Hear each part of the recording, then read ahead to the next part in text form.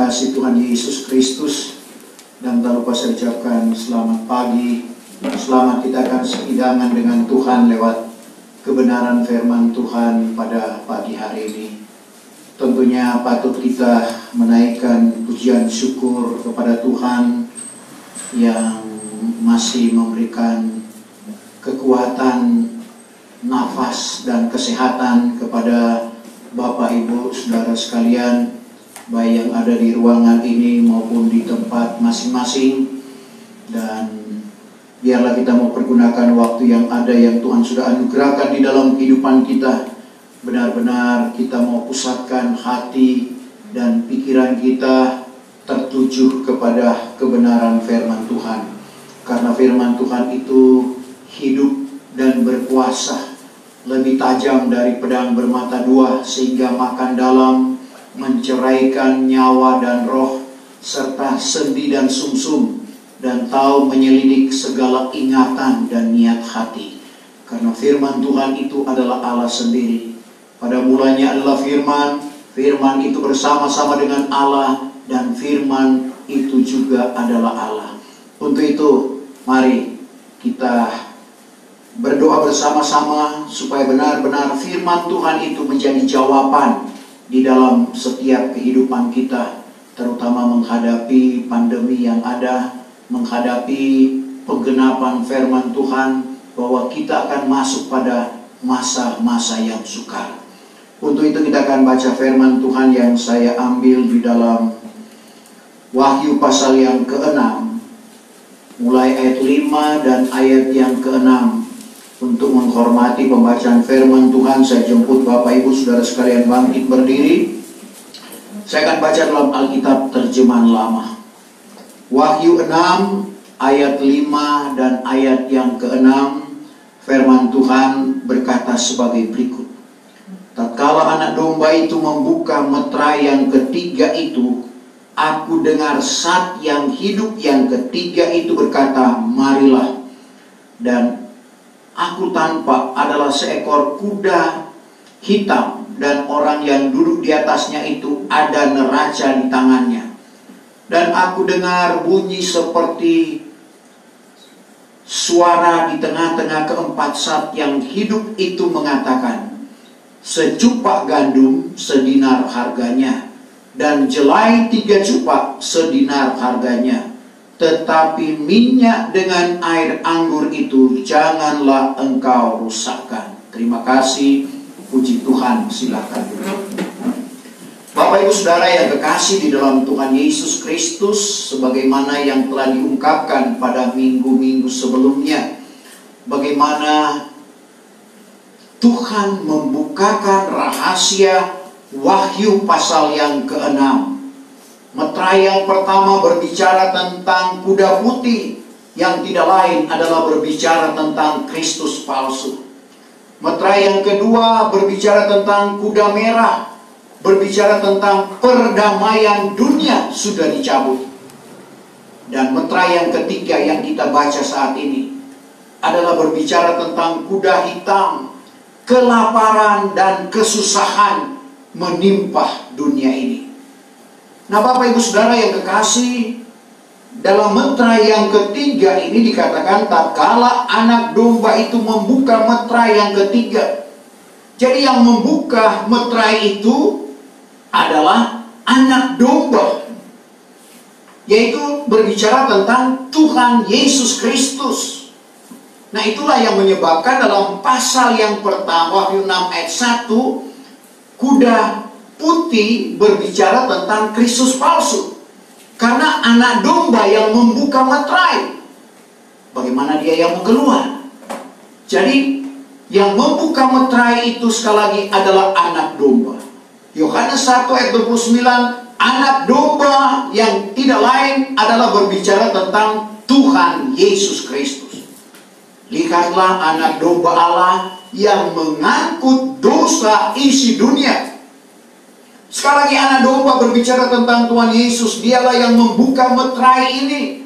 Dan meterai yang ketiga pada waktu dibuka, aku dengar zat yang hidup yang ketiga bagaimana Rasul Yahya mendengar zat yang hidup yang ketiga, yang tidak lain berbicara tentang anak manusia. Karena kalau kita kembali ke Wahyu 4 ayat 7 tentang rahasia 4 zat yang hidup, tidak mengapa kita baca Wahyu 4 ayat yang ke-7. Adapun zat yang hidup yang pertama itu, zat yang hidup yang pertama itu seperti rupa singa, serupa singa, yang berbicara tentang Injil Matius yang berbicara tentang Yesus sebagai Raja. dan zat yang hidup yang kedua, Zat yang hidup yang kedua seperti anak lembu, seperti anak lembu, yang berbicara tentang Injil Markus yang berbicara tentang Yesus sebagai hamba. dan zat yang ketiga Zat yang hidup yang keempat seperti burung nasar yang seperti terbang, burung nasar yang terbang, berbicara tentang Yesus sebagai anak Allah. Jadi yang didengar oleh Rasul Yahya, zat yang hidup yang ketiga itu berkata, marilah. Sekali lagi, ini berbicara tentang Injil Lukas yang berbicara tentang Tuhan Yesus sebagai anak manusia. Dari dalam Injil Lukas, di sana diungkapkan tentang Yesus sebagai anak manusia. Lukas 9 ayat yang ke-22. ke-9 ayat yang ke-22 katanya Katanya, bahwa wajib anak manusia merasai banyak sengsara. wajib anak manusia ditujukan kepada dirinya sendiri. Dia sebagai anak manusia wajib merasai sengsara, Dan ditolak oleh orang tua-tua, ditolak oleh orang tua-tua dan kepala imam, dan kepala imam, serta ahli Taurat, ahli Taurat, sehingga dibunuh. Kemudian ia bangkit pula pada hari yang ketiga. bangkit pada hari yang ketiga. Ayat yang ke-58. Ayat yang ke-58, maka kata Yesus kepadanya, Kata Yesus kepadanya, bagi serigala ada lubangnya, bagi serigala ada dan lubangnya, bagi segala burung pun ada sarangnya, burung ada sarangnya, tapi anak manusia tidak bertempat hendak membaringkan kepalanya. anak manusia yang ditujukan kepada dirinya sendiri. Anak manusia tidak ada tempat untuk membaringkan kepalanya. Jadi Tuhan Yesus berkata, anak manusia sekali lagi tidak lain adalah berbicara tentang dirinya sendiri. Jadi Yesus sebagai anak manusia, tapi dia juga sebagai tabib. Itulah pengertian zat yang hidup yang ketiga. Dan selanjutnya kita perhatikan dalam ayat pembacaan kita pada pagi hari ini.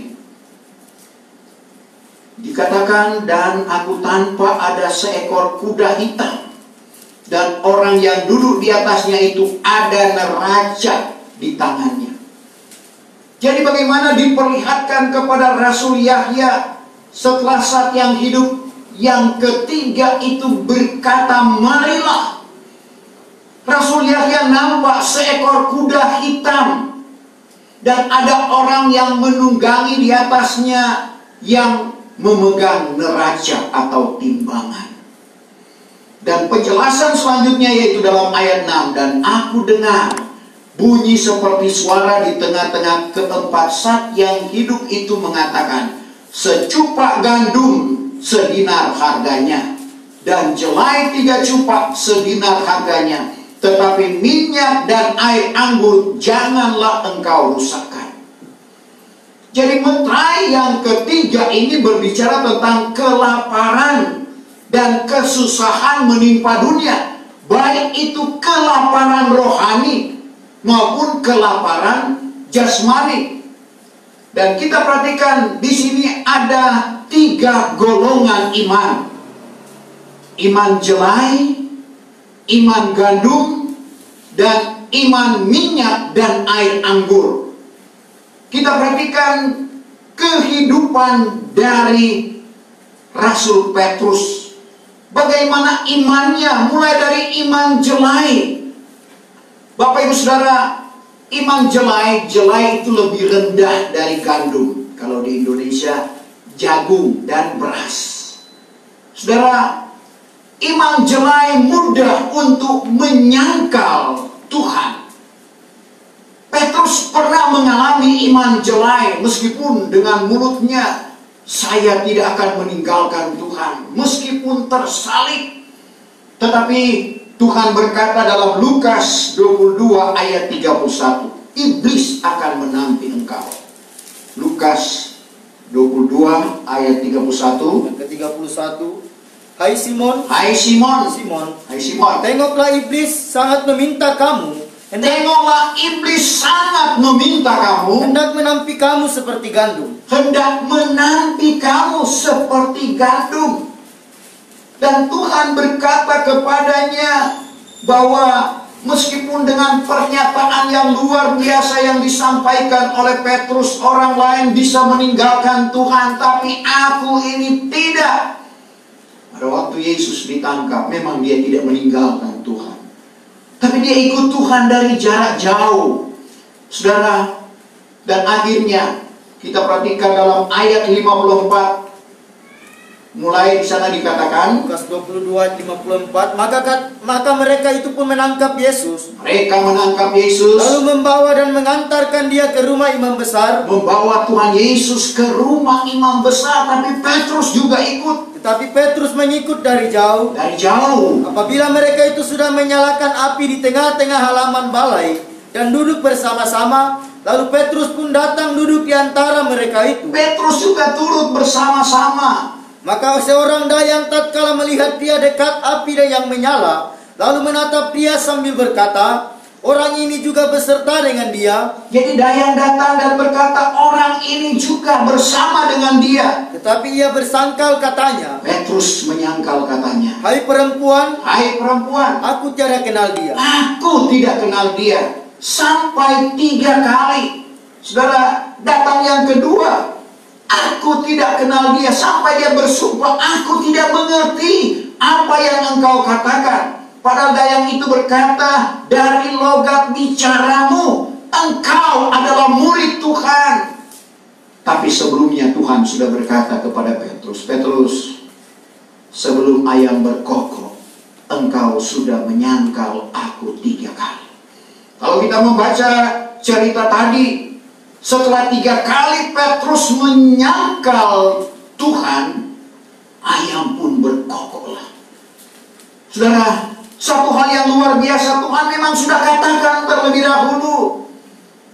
Karena iman Petrus pada waktu itu digolongkan sebagai iman jelai, iman yang rendah, yang mudah untuk menyangkal Tuhan. Tapi untungnya dia menyesal dan dia bertobat. Karena Petrus dan Yudas Iskariot sebenarnya istilah orang 11-12 sama sih. Petrus menyangkal Tuhan, Yudas menjual Tuhan dengan 30 keping perak. Ada kesamaan, kedua-duanya menyesal setelah melakukan kesalahan. Kedua-duanya menyesal setelah menyadari bahwa mereka telah melakukan pelanggaran.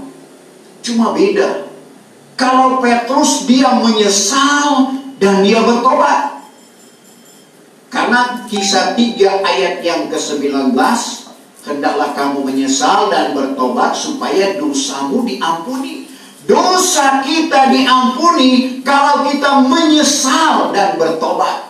Kalau hanya menyesal, tidak beda dengan Yudas Iskariot. Bukti penyesalan Yudas Iskariot, dia kembalikan 30 keping perak kepada kepala-kepala imam. Tapi kepala imam juga tidak mau menerima itu karena itu adalah harga darah. Bukti penyesalan Yudas sekali lagi, dia mengembalikan uang hasil jualannya terhadap Tuhannya, terhadap gurunya. Tapi dia tidak bertobat. Dia pergi menggantungkan diri. Sehingga di dalam Yahya pasal yang ke-17, di dalam doa Tuhan Yesus, dia disebut sebagai anak kebinasaan, kecuali anak kebinasaan itu. Yahya pasal 17, di sana diungkapkan tentang Ayat 17 ayat yang ke-12. ke-12. Selagi aku bersama-sama dengan mereka itu, Selagi aku bersama-sama dengan mereka itu, aku ini memeliharakan mereka itu atas aku namamu, memeliharakan mereka itu atas namamu. yang engkau karuniakan kepadaku, Engkau karuniakan kepadaku. dan aku sudah menjagai mereka itu, Aku sudah menjaga mereka itu. dan seorang pun tiada daripada mereka itu yang hilang, seorang pun tiada dari mereka itu yang hilang, kecuali anak kebinasaan itu, kecuali anak kebinasaan itu. supaya isi Alkitab itu sampai. Jadi jangan sampai kita juga menjadi anak kebinasaan yang meninggalkan Tuhan. Sebenarnya ada kesempatan. Yudas sudah menyesal, tapi tidak disertai dengan pertobatan. Dan ini juga menjadi peringatan di dalam kehidupan kita yang sudah dipanggil oleh Tuhan, yang Tuhan sudah jadikan kita murid Tuhan. Yohanes 15 ayat 16, bukan kita, bukan bapak ibu saya dan saudara yang memilih Tuhan, tapi Tuhanlah yang memilih kita. Dan Tuhan mau supaya kita berbuah, dan buah itu kekal. Sehingga apa yang kita pohonkan kepada Bapa atas nama Tuhan Yesus Kristus, itu akan dikaruniakan kepada kita. Sekali lagi, bukan kita yang memilih Tuhan, tapi Tuhanlah yang memilih kita. Dan Tuhan tidak mau kita ini akan terkeluar dari panggilannya seperti Yudas Iskariot. Karena seperti nasihat atau nubuatan Nabi Yeremia kepada umat pilihan Allah dalam Yeremia 2 ayat 19, jahat dan pahit akan dialami, akan dirasakan oleh orang-orang yang meninggalkan Tuhan. Sebab itu pesan ini datang kepada kita. Apapun yang terjadi, jangan coba-coba kita mau tinggalkan Tuhan. Yeremia 2 ayat yang ke-19, bahwa kejahatanmu juga akan menyengsarakan dikau, kejahatanmu juga akan menyengsarakan dikau, dan khianatmu akan menyiksakan dikau, khianatmu akan menyiksakan dikau. Karena ketahuilah dan lihatlah olehmu, ketahuilah dan lihatlah olehmu, bahwa jahatlah dan pahitlah adanya, jahat dan pahit adanya, jikalau engkau meninggalkan Tuhan kalau Allahmu, engkau meninggalkan Tuhan Allahmu, jikalau tiada didapati padamu takut akan Daku, jikalau tidak didapatinya kita takut akan Tuhan. Demikianlah firman Huang, Demikian firman Tuhan serwa sekalian alam. Jadi jahat dan pahit akan dialami dan dirasakan oleh orang-orang yang meninggalkan Tuhan. Sebab itu nasihat firman Tuhan saat ini, jangan coba-coba kita tinggalkan Tuhan. Tapi sebaliknya, apalagi memasuki masa-masa yang sukar ini, memang firman Tuhan sementara digenapi. Karena bilangan 23:19, Tuhan tidak seperti manusia yang berdusta adanya. Tuhan tidak seperti anak manusia yang bersesalan adanya. Masakan ia berfirman lalu tidak disampaikannya? Masakan ia berfirman lalu tidak diadakannya? Apa yang sementara terjadi saat ini, yaitu penggenapan firman Tuhan seperti yang kita baca. Dan juga dikatakan oleh Paulus dalam 2 Timotius 3 ayat 1. Perhatikan hari-hari terakhir, perhatikan akhir zaman. Apa yang akan terjadi? Masa kesukaran.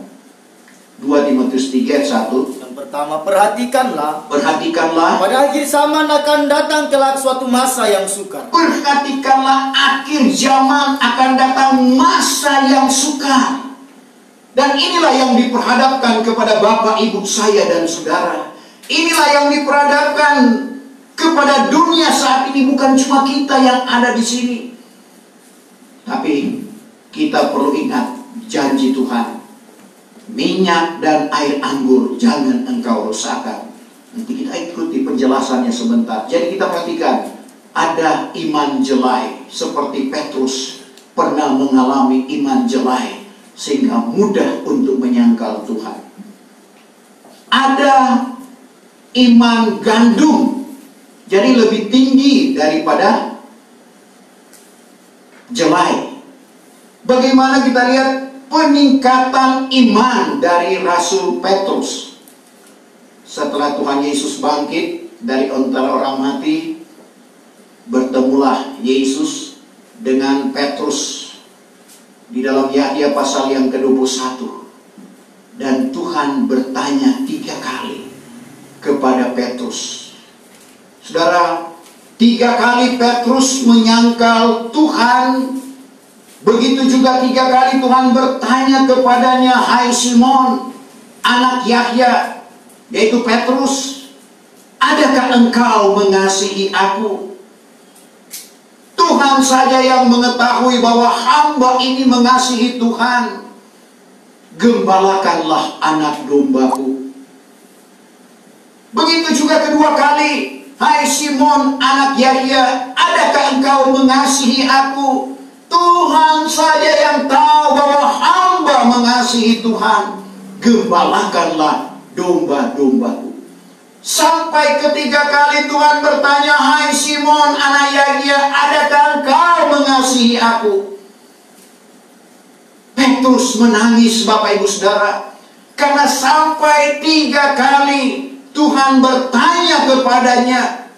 Untuk jelasnya kita baca Yahya 21 ayat 15. Yang ke-15 mulai, setelah mereka itu makan, bertanyalah Yesus kepada Simon Petrus. Bertanyalah Yesus kepada Simon Petrus. Hai Simon anak Yahya. Hai Simon anak Yahya. Adakah engkau mengasihi aku? Adakah engkau mengasihi aku? Lebih daripada orang-orang Lebih itu. daripada orang-orang itu. Lalu sembah Petrus. Petrus menjawab. Ya Tuhan. Ya Tuhan. Bahwa Tuhan juga sedia mengetahui yang hamba ini mengasihi Tuhan. Tuhan sedia mengetahui bahwa hamba ini mengasihi Tuhan. Maka sabda Yesus kepadanya. Sabda Yesus kepadanya. Peliharakanlah segala anak domba. Peliharakanlah segala anak dombaku. Maka bertanyalah ia lagi kepadanya pada kali yang kedua. Pada kali kedua Tuhan bertanya kepada Petrus. Hai Simon anak Yahya. Hai Simon anak Yahya. Adakah engkau mengasihi aku? Adakah engkau mengasihi aku? Maka sembah Petrus kepadanya. Sembah Petrus kepadanya. Ya Tuhan. Ya Tuhan. Bahwa Tuhan juga sedia mengetahui. Tuhan juga sedia mengetahui Yang hamba ini mengasihi Tuhan. yang hamba ini mengasihi Tuhan. Maka sabda Yesus kepadanya. Tuhan berkata, Gembalakanlah segala dombaku. gembalakanlah segala dombaku. Lalu ia bertanya kepadanya pada kali yang ketiga. Pada kali ketiga Tuhan bertanya kepada Petrus. Hai Simon anak Yahya. Hai Simon anak Yahya. Adakah engkau mengasihi aku? Adakah engkau mengasihi aku? Lalu Petrus pun berduka citalah. Petrus sampai berduka cita. Oleh sebab sudah 3 kali ia bertanya kepadanya, adakah engkau mengasihi aku? Maka sembah Petrus kepadanya, ya Tuhan, bahwa segala sesuatu yang di dalam pengetahuan Tuhan, dan Tuhan juga mengetahui yang hamba ini mengasihi Tuhan. Lalu bersabdalah Yesus kepadanya, peliharakanlah segala domba. Peliharakanlah segala domba. Sampai 3 kali Bapak Ibu Saudara, Tuhan bertanya kepada Petrus, adakah engkau mengasihi aku lebih dari orang-orang itu? Kalau pertanyaan ini juga datang kepada Bapak Ibu saya dan saudara, adakah kita mengasihi Tuhan lebih dari orang-orang itu? Tuhan saja yang tahu tentunya. Tapi bukti kasih Bapak, Ibu, saudara sekalian kepada Tuhan, mari kita buktikan dengan kepenurutan kita kepada Tuhan. Karena yang mengasihi Tuhan bukan hanya di bibir, bukan hanya dengan pujian, aku mengasihi Engkau Yesus. Tidak cukup dengan itu. Tapi Yohanes 14 ayat 15, jikalau kamu mengasihi aku, turutlah segala hukum-hukumku. Orang yang mengasihi Tuhan adalah orang yang menurut hukum-hukum Tuhan. Iman Petrus meningkat, Bapak Ibu Saudara, menjadi iman gandum. Tapi kalau kita hubungkan dalam pelajaran tabernakel, bahwa iman jelai itu ada di halaman. Sebab itu kalau jelai dalam musim kelimpahan tidak ada harganya, itu hanya menjadi binatang, makanan binatang.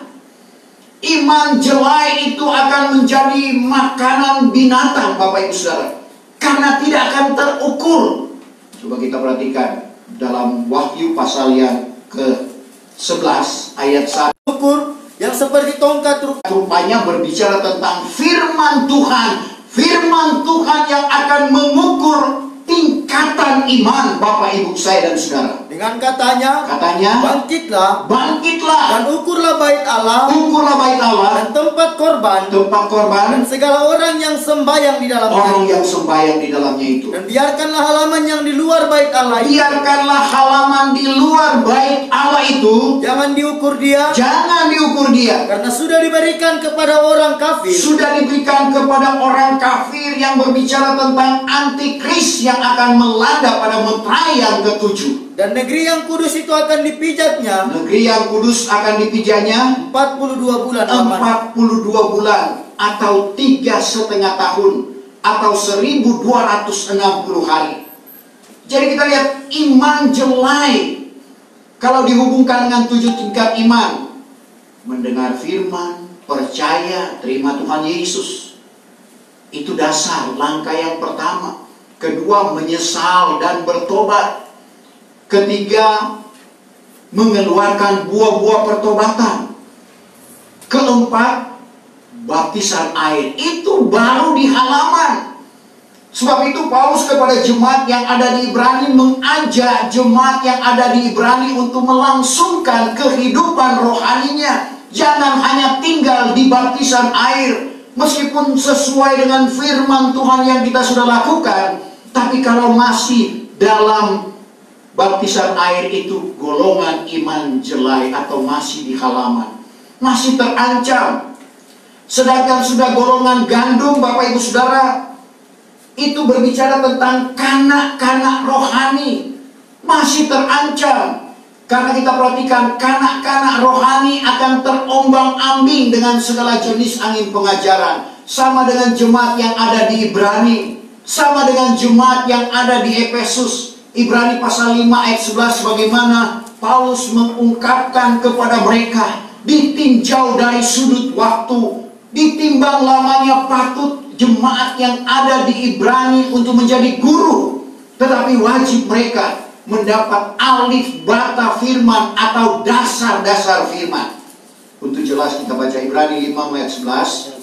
Adapun dari halnya itu, banyak yang hendak kita katakan, tapi susah akan menerangkan dia. Sebab sudah berat pendengaranmu. Jikalau ditimbang lamanya, jikalau ditinjau dari sudut waktu, patut kamu menjadi guru. Tetapi wajib pula orang mengajarkan kepadamu segala perkara alif bata dari firman Allah. Alif bata, dasar-dasar firman Allah. Maka kamu telah menjadi seperti yang wajib mendapat air susu. Air susu itu untuk kanak-kanak, dan bukannya makanan yang biasa. Tapi dalam pasal yang ke-6, bagaimana Paulus mengajak jemaat yang ada di Ibrani untuk melangsungkan kepada kesempurnaan. Jangan hanya berhenti di baptisan air, tapi mereka berusaha untuk menerima anugerah Roh Kudus dan nasihat Paulus diterima oleh jemaat yang ada di Ibrani. Buktinya dalam Ibrani 12 ayat 22, mereka sudah sampai ke Yerusalem yang di sorga dan kepada perhimpunan berlaksa-laksa malaikat. Bagaimana caranya mereka yang masih hidup waktu itu? Karena suratan itu ditujukan kepada orang-orang yang masih hidup. Tapi apa yang dialami, apa yang dirasakan oleh jemaat yang ada di Ibrani? Ibrani 12 ayat yang ke-22. Ibrani 12 ayat 22. Yang ke-22. Tetapi kamu sudah datang ke Gunung Sion. Kamu jemaat Ibrani sudah datang ke Bukit Sion dan ke negeri Allah yang hidup. Yaitu Yerusalem yang di surga. Dan kepada perhimpunan berlaksa-laksa malaikat. Kalau ada karunia Roh Kudus di dalam kehidupan kita, seperti jemaat yang ada di Ibrani tadinya kanak-kanak rohani, tapi setelah mereka meningkatkan iman mereka dilengkapi dengan karunia-karunia Roh Kudus, baik itu karunia nubuatan maupun karunia penglihatan yang membawa mereka sampai ke Yerusalem yang di sorga. Jangan kita tetap kanak-kanak. Kenapa? Karena kanak-kanak itu akan gampang terombang-ambing, ditiup dengan segala jenis angin pengajaran, seperti jemaat yang ada di Efesus. Nasihat Paulus dalam Efesus pasal yang ke-4 ayat 14.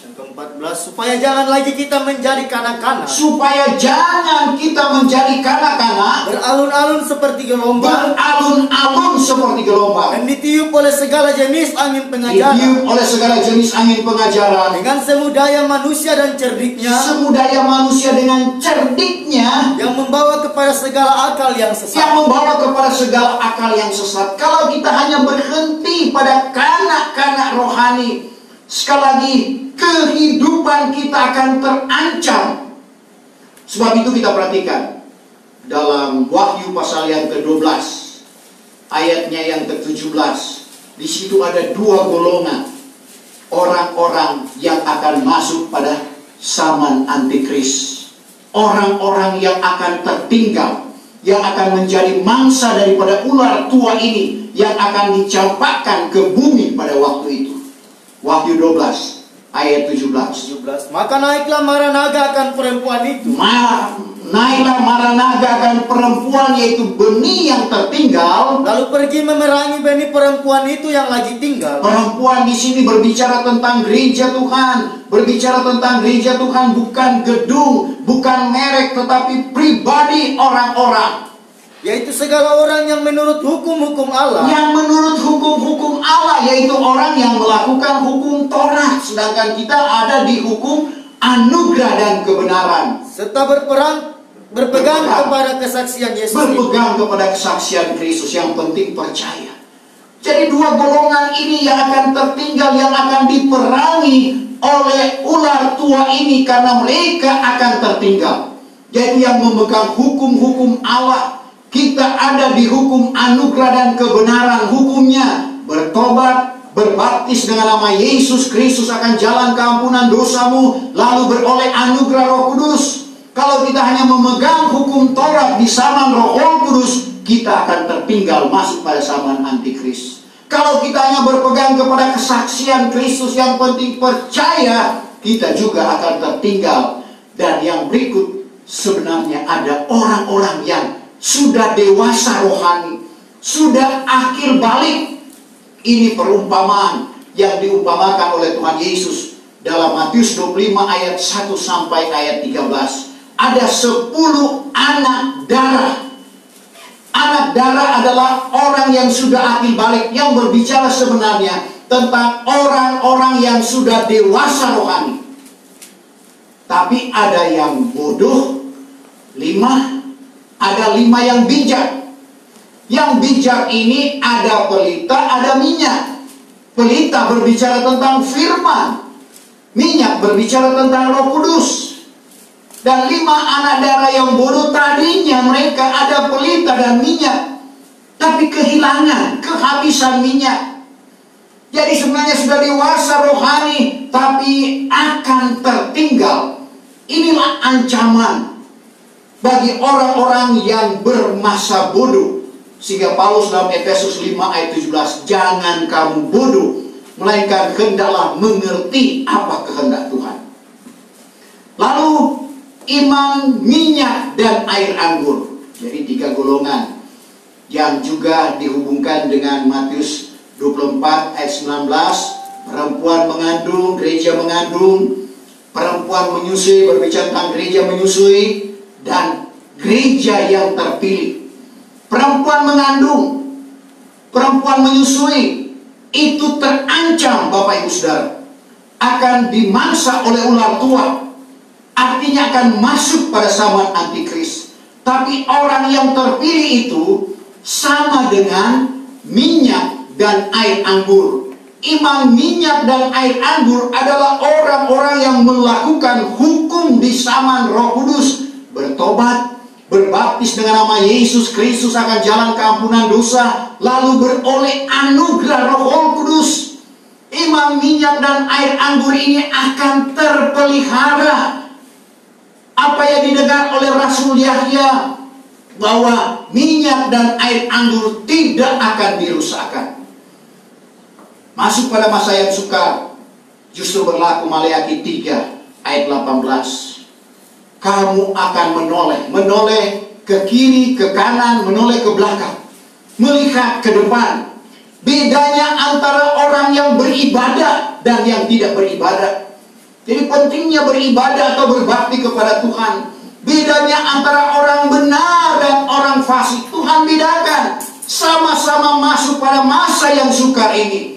Tapi sekali lagi, iman minyak dan air anggur tidak akan dirusakkan, akan dipelihara oleh Tuhan. Sebagaimana Elia, sebagaimana janda di Sarfat, masuk pada masa yang sukar, dipelihara oleh Tuhan. Demikian juga dengan Bapak, Ibu, saya dan saudara.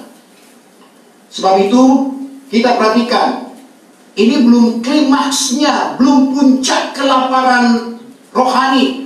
Karena kelaparan rohani itu puncaknya atau klimaksnya itu berada pada meterai yang kelima. Kita baru bahas ini meterai yang ketiga. Meterai yang kelima benar-benar akan berlaku kelaparan rohani yang luar biasa. Amos 8 ayat 11-12 akan berlaku. 8 ayat yang ke-11. Bahwasanya hari akan datang kelak. Hari akan datang kelak. Demikianlah firman Tuhan Hua. Demikianlah firman Tuhan Hua. Apabila aku mendatangkan bala kelaparan ke dalam negeri. Tuhan akan mendatangkan bala kelaparan ke dalam negeri. Yaitu bukannya lapar akan roti. Bukan lapar akan makanan. Bukan lapar akan roti. Dan bukannya dahaga akan air. Bukan dahaga, bukan haus akan air. Melainkan akan mendengar segala firman Tuhan. Tapi lapar dan dahaga untuk dengar firman Tuhan. Maka orang akan mengembara daripada laut sampai kepada laut. Orang mengembara dari laut datang ke laut, naik kapal laut. Dan daripada utara datang ke timur. Dari utara ke timur naik pesawat udara. Orang akan beridar-idar. Orang akan beridar-idar. Orang akan berputar-putar untuk menuntut firman. Akan menuntut firman, tetapi tidak didapatinya akan dia. Tapi tidak didapatinya akan dia. Pada hari itu juga anak darah yang terelok dan orang teruna yang pilihan itu akan lemah oleh dahaga. Jadi kita lihat akan dahaga, lapar akan firman. Sekarang orang yang bermasa bodoh akan masuk pada kelaparan rohani yang luar biasa. Itu kelaparan rohani. Dan kita juga akan masuk pada kelaparan jasmani. Saudara, kalau kelaparan jasmani, kita perhatikan akan terjadi hukum rimba. Karena apa? Seperti yang dinubuatkan dalam Yeskel 4 ayat 16-17. Bekal akan diputuskan. Syukur kita ada di lumbung padi di Sulawesi Selatan. Tapi satu waktu kita akan perhatikan. Yeskel 4 ayat 16-17. Dan lagi firman-Nya kepadaku. Firman-Nya kepadaku. Hai anak Adam. Hai anak Adam. Bahwasanya aku memutuskan kelak bekal roti daripada Yerusalem. Aku akan memutuskan bekal roti dari Yerusalem. Sehingga mereka itu akan makan rotinya dengan ditimbang. Makan roti dengan ditimbang. Dan dengan percintaan hatinya. Dan airnya pun mereka itu akan minum dengan ditakar. Air minuman akan ditakar, akan diukur. Dan dengan bimbang hatinya. Dengan bimbang hatinya. Sehingga sama sekali mereka itu kekurangan roti dan air. Kekurangan makanan dan air minuman. Dan seorang memandang kepada seorang dengan bimbang hatinya. Dan mereka itu makin lama makin habis dalam kejahatannya. Jadi kita lihat akan masuk pada kelaparan jasmani. Dan kalau kelaparan jasmani, maka akan berlaku hukum rimba. Ayah makan anaknya. Kalau bapaknya kuat, dia tangkap anaknya, dia sembelih anaknya. Dia makan. Coba, Yeskel 5 ayat yang ke-10. Maka sebab itu di antara kamu, bapak akan makan anaknya, bapak ayah akan makan anaknya, dan anak-anak pun akan makan bapaknya. Sebaliknya kalau anaknya kuat, bapaknya sudah lemah, anaknya tangkap, dia sembelih bapaknya. Dan aku akan memutuskan hukum di antara kamu dan menghamburkannya lebihnya kamu kepada segala angin. Jadi kita lihat akan terjadi hukum rimba karena kelaparan. Saya pernah ikuti berita, pernah di Korea Utara. Orang mati tidak langsung dikebumikan. Ternyata mereka konsumsi daging itu karena kelaparan. Jadi kalau kelaparan, orang bisa berbuat apa saja dan petunjuk firman Tuhan. Ayah akan makan anaknya, anaknya akan makan bapaknya. Siapa yang kuat, dia yang menang. Jadi hukum rimba. Bukan cuma bapak dan anak, ibu-ibu yang sangat sayang akan perangainya. Dia lahirkan anaknya. Kalau mau ditidur Nina bobo. Saudara, kalau tidak bobo digigit nyamuk. Tapi karena kelaparan, ratapan, atau duduk Yeremia, ratapan, pasalnya yang keempat, ayat yang ke-10. 4 ayat yang ke-10. Tangan perempuan yang memang sayang perangainya. Tangan perempuan yang memang sangat sayang perangainya. Itu sudah merebus anaknya. Merebus anaknya. Dikenyangkannya dirinya dengan dagingnya. Dikenyangkan dirinya dengan daging anaknya. Pada masa kepecahan putri bangsa. Pada masa kesukaran, kepecahan putri bangsaku. Jadi itu yang akan terjadi Bapak Ibu Saudara. Karena kelaparan. Tapi sekarang kita bersyukur bahwa apa yang diungkapkan di dalam Mazmur pasal 67 ayat 7 dan ayat 8, masih bumi ini menghasilkan apa yang kita tanam. Mazmur 67 ayat yang ke-7, bahwa tanah itu menumbuhkan hasilnya. Tanah masih menumbuhkan hasil. Maka Allah, yaitu Allah kita, akan memberkati kita. Allah akan memberkati kita. Allah memberkati kita. Dan segala ujung bumi kelak takut akan Dia. Jadi kita lihat firman Tuhan itu masih berlaku di dalam kehidupan kita. Apalagi di negara kita ada rencana Allah yang besar. Jadi Tuhan masih menumbuhkan apa yang ditanam oleh petani. Itu masih ditumbuhkan, masih berhasil. Kembali ke duduk Yeremia atau ratapan. Pasal yang keempat ayat 9. Untung orang yang mati di pedang makan. Coba kita baca. Yang ke-9. Untunglah orang yang mati dimakan pedang. Untung orang yang mati dimakan pedang daripada orang yang mati sebab lapar. Daripada orang yang mati sebab lapar. Karena orang ini makin lama makin surut. Makin lama makin surut. Seperti orang yang tertikam. Sebab tanahnya tiada lagi berhasil. Tanah tidak lagi berhasil.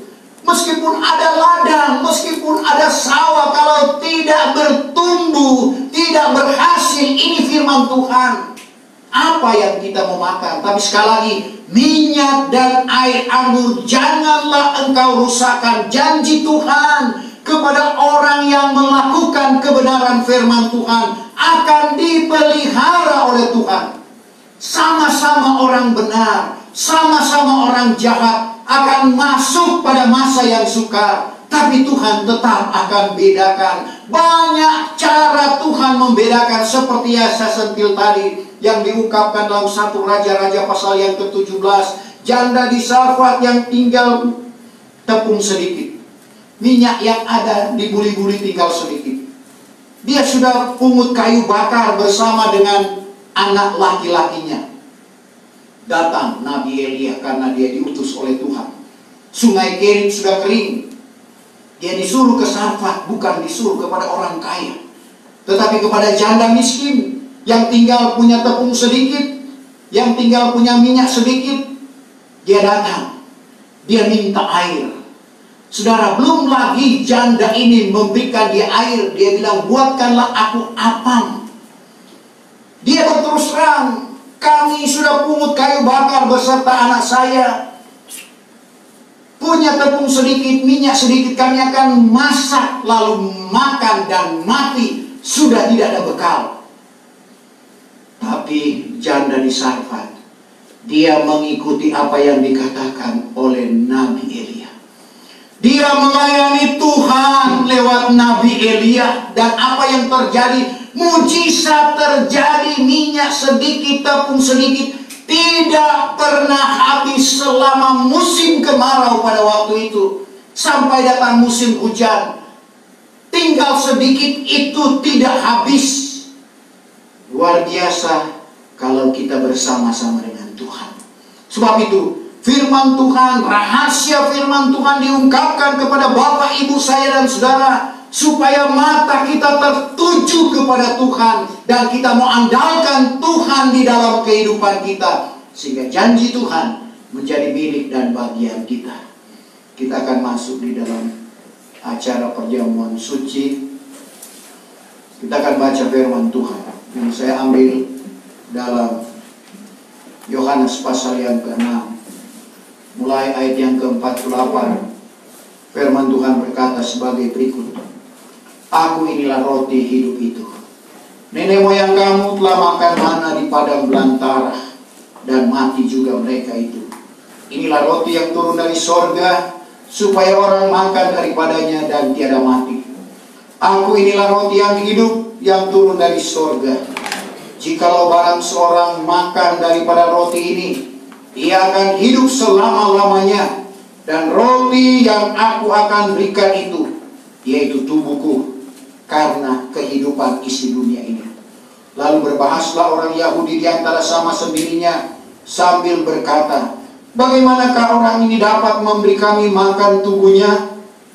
Maka kata Yesus kepada mereka itu, sesungguh-sungguhnya aku berkata kepadamu, jikalau tiada kamu makan tubuh anak manusia dan minum darahnya, tiadalah kamu menaruh hidup di dalam dirimu.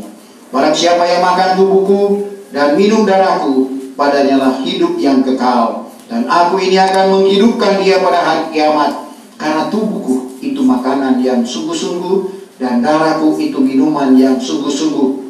Siapa yang makan tubuhku dan minum darahku, ia tinggal di dalam aku dan aku di. Tapi murid-muridnya, karena murid-murid Tuhan banyak, ada yang 12 rasul, ada yang 70 murid yang diutus berdua-dua, dan juga saudara, banyak murid-murid lain yang tidak memahami akan apa yang dikatakan oleh Tuhan. Mereka telah mentah, bagaimana kita memakan tubuh Tuhan. Sukar untuk diartikan. Ayat 60, maka banyak orang dari murid-muridnya yang mendengar perkataannya, demikian berkatalah. Perkataan ini sukar diartikan. Siapakah gerangan dapat mendengar dia?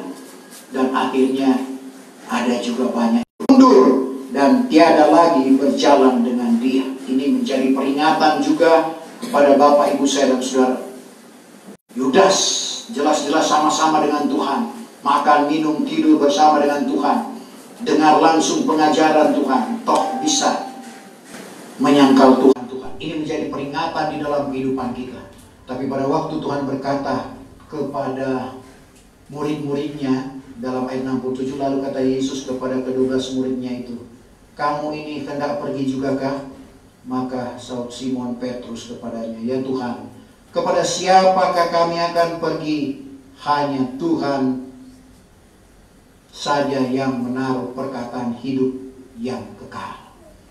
Petrus bilang, kepada siapa kami akan pergi? Kamu mau pergi juga kah? Petrus bilang, kepada siapa kami mau pergi?